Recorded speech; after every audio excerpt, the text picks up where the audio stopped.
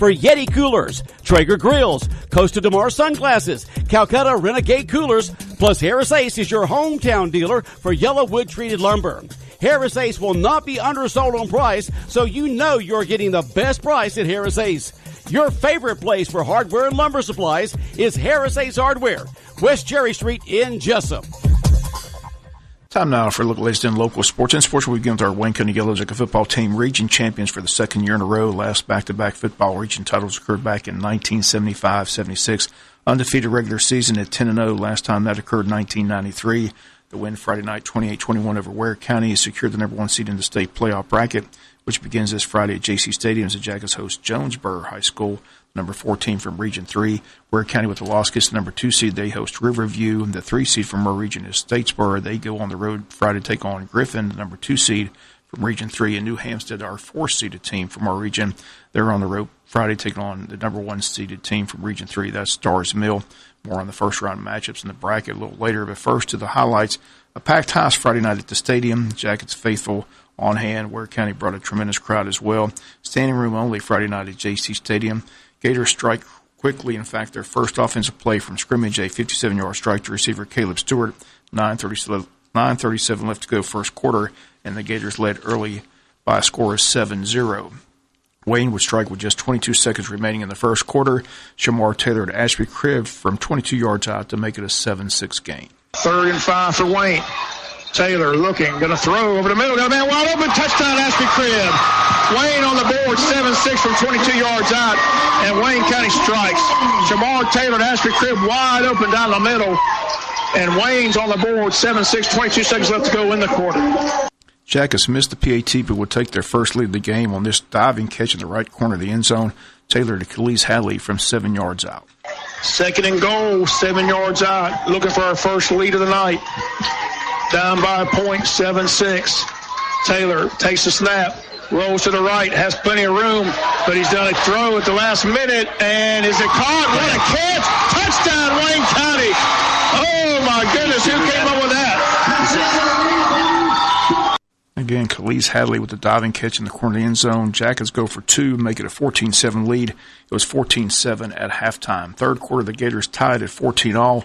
A 39-yard touchdown pass to wide open Chris Jones down the right side. Castellanos hits him, is tied 14-14 with 3:22 left in the quarter.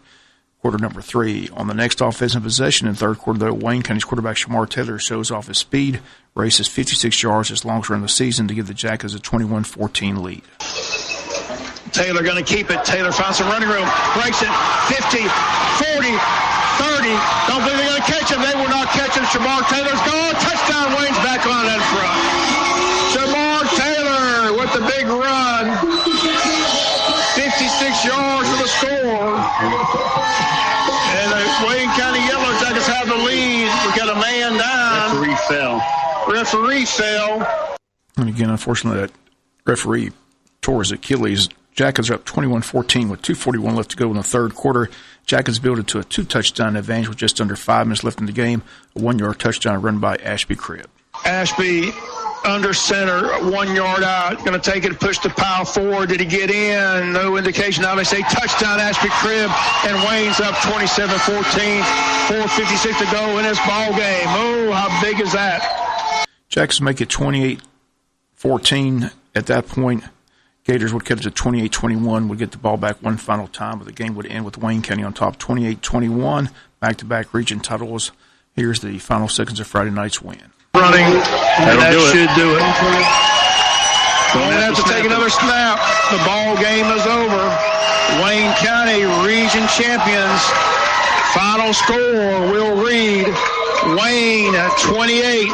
Ware 21. It is a winner chicken dinner for region title, a number 1 seed, undefeated season, and back-to-back region titles for the Wayne County Yellow Jackets. Stay tuned now for the Country Financial Post-Game Show. Final score again, Wayne 28, Gators 21. Let the celebration begin. And after the game, had a chance to talk with head coach Ken Cribb. What a great win. What a great fan base, community.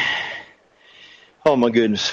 All the kids, families, this coaching staff. everybody, band, everybody. It's just that was an electric atmosphere. It was a historic night. You know, we talked about it all year long, but I didn't expect the crowd that we got here tonight. I mean, it's standing room only. Hats off to Ware County for coming up and being on hand for their team. We talked about it being a classic. It was just like it was built to be, but Joe and I were surprised. Both teams' defenses kind of shut down the running games of both teams, so both teams kind of had to go to the air game here tonight. Yeah, they did. I'll tell you what, that was a quality football game. You're right. I think both coaching staffs did an incredible job, and the kids played their guts out. Two good game plans, I think. We missed a couple opportunities, but, I'm not going to take anything away from them, man. They came to play, and I knew they would. Right, but we talked about before the game in the coaches' show, we talked about the dual threat quarterback that Shamar could be. He showed it on that nice burst, 56-yard touchdown run. You talked about in the coaches' show. We'll see more of that as time goes on here in this ball game and the playoffs down the road. You kind of held him back, but it was nice to see him get that big, long run, longest run of the year for Shamar Taylor, but it came at a great time. Ware had seized the momentum, tied at 14-14 with 3:23 to go in the third quarter. 2 plays later, Shamar burst for 56 yards and we get the lead right back. That's what Joe and I talked about. The key to this game for us was every time they scored, we had a response. We quickly got back on the board, got back in the lead. So that was a thing you like to see your team be able to respond to their scores, because every time they seemed to get a little bit of momentum, we took it right back. We did, and I'll tell you what, it says a lot about our kids. They don't hang their heads. They really come alive and get busy, and so I'm proud of them. I mean, wow, what a great job they did, and defense really stood tall. I mean, they gave up a couple plays here and there, but for the most part, they did an incredible job. They really did. Again, those comments Coach Ken Cribb after the game. With the win, the Jackets now again host the first round of the state playoffs. Jonesboro is the opponent. With the win on Friday night, the Yellow Jackets would get the winner of the Jones County Bainbridge matchup.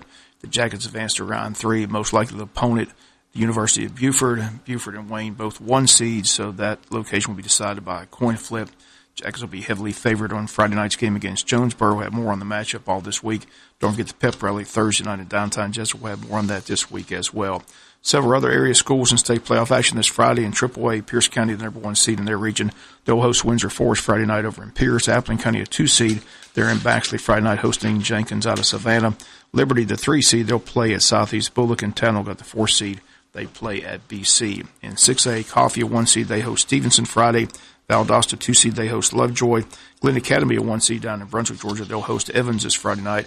Bradwell Institute, a 4 seed. They're on the road headed to take on Grovetown. Richmond Hill, a 3 seed from their region. They're on the road to play Greenbrier. Effingham, a 2 seed. They host Lakeside Evans. In 7A, Camden County, a 3 seed. They travel to play Walton. Lyons County, a 2 seed. They host Cherokee. And Colquitt, of course, a 1 seed. They host Etowah out of Atlanta.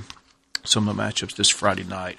Wayne County cross-country team competed this Saturday up at the state meet in Carrollton. 32 teams competed. Wayne County finished 29th. Where it finished 30th. South Effingham came in 4th from our region behind Stars Mill, who won the event individually with 222 runners competing. Juan Flores from Wayne County finished 112th with a time of 19:18. Terry Michener finished 153rd with a time of 19:56. Bryce Hadlock and Aiden Jones came in 167th and 168 with times of 20 minutes and 22 seconds and 20 minutes and 23 seconds. First team all-region softball team announced late last week. Wayne County's Mackenzie Kagi, Logan Eccles, Macy Palmer all make first-team selections. Player of the year came from South Effingham. Their outfielder, Cheyenne Miller. They also had the pitcher of the year, pitcher Caston Bella Gorsick, the pitcher from South Effingham named Region Pitcher of the Year. College football Saturday, Georgia SEC East champions. They're headed to Atlanta to take on Alabama. First weekend in December. Georgia wins at Kentucky easily 34-17. Alabama shuts out LSU at LSU 29-zip in that marquee game Saturday night. Georgia Tech a winner over North Carolina at Carolina 38-28, but Georgia Southern loses on the road at ULM. Louisiana Monroe 44, Georgia Southern 25. Other scores of interest, Clemson rolling. They beat Louisville 77-16. Ohio State barely got by Nebraska 36-31. West Virginia still in the hunt. They beat Texas 42-41. Cincy shut out Navy 42-zip. NC State continues Florida State's terrible year. NC State 47, FSU 28. Michigan over Penn State 42-7. Missouri over Florida, shocker down in Gainesville 38-17. Notre Dame continues to win. They beat Northwestern 31-21. Mississippi State, no trouble. Louisiana Tech 45-3. And Oklahoma beat Texas Tech 51-46. Oklahoma still in the playoff picture. New AP Top 25, the top 5 teams or the top 10 teams. Bama 1, Clemson 2, Notre Dame 3, Michigan 4, Georgia 5, Oklahoma 6, West Virginia 7th, Ohio State 8th, LSU dropped to 9th, and Washington State rounds out the top 10. The playoff rankings come out tomorrow night. NFL football, big win for the Falcons. They go to Washington, whipped up on the Redskins 38-14. Falcons still alive in that playoff picture. Other games, Chicago beat the Bills 41-9. Kansas City still rolling. They beat Cleveland 37-21. Dolphins over the Jets 13-6. Vikings over the Lions 24-9. Carolina 42, Tampa Bay 28. Chargers beat the Seahawks 25-17.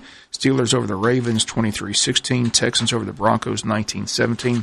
Saints beat the Rams. First loss for Todd Gurley and the Rams. The final 45-35. And last night, Tom Brady, still Tom Brady, they beat up on the Packers 31-17. Tonight it's the Cowboys and the Titans on Monday Night Football. That's going to do it for the latest in local sports. Sports is brought to you each and every day at this time by friends at Harris Ace Hardware.